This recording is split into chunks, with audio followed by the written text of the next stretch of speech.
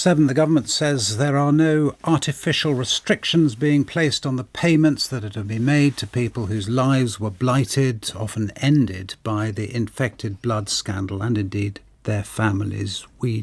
Where we need to pay, we will pay, is what the Minister said in the Commons. And the man doing the paying is Sir Robert Francis, who's here in the studio. He's the newly appointed interim chair of the Infected Blood Compensation Authority. Good morning to you, Sir Robert. How are you going to approach your work? Tell us what you are doing on day one, as it were. What needs to happen?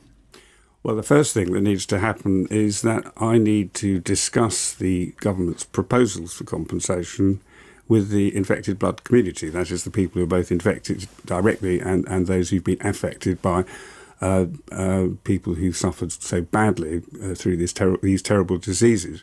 The government has made proposals, an outline of which is currently on their website if anyone wants to see it.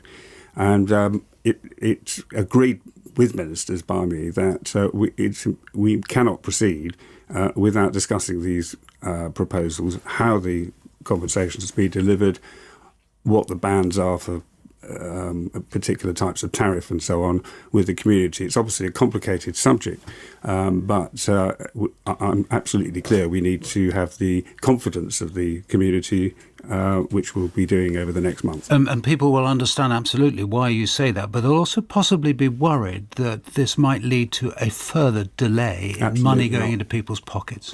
Absolutely not. Everyone agrees, and I certainly do, that those who have suffered so badly for decades have waited far too long to be compensated. Some, but only some, have had an interim payment. The government is proposing to give another one, again only to some. So many people are having to wait.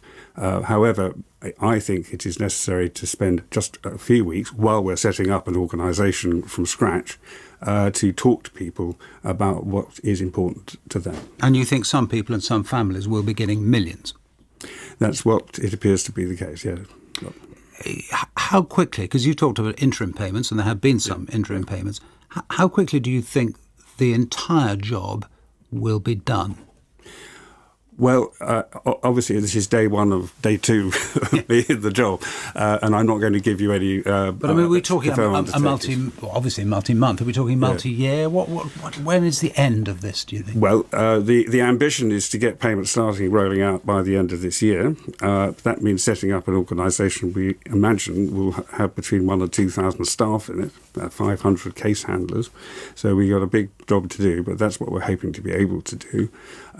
It will take, I think, a year or two for the vast majority of people to be receiving an assessment and money. But I can't give any undertaking about that, partly, to be frank, because even now we don't know the numbers of people involved. We have a pretty good idea about those who've been directly infected, but those, how many people they've got to claim for in their families is a different matter. It's not a matter entirely for you, but it really does underline, doesn't it, when you describe the process and the numbers who'll be involved, etc., and the complexity of it. Sir Brian Langstaff, the chairman of the inquiry, saying some time ago to the government, get going now, set all of this stuff up now, and you can see, can't you, why he was keen that it happened, although in the end it didn't.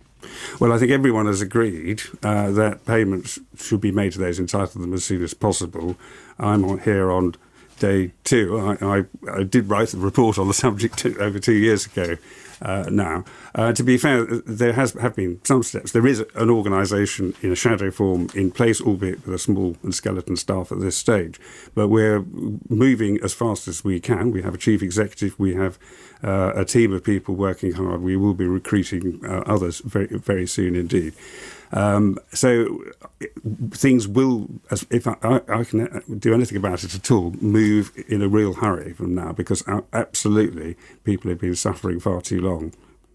Sir Robert Francis, thank you very much. And I should say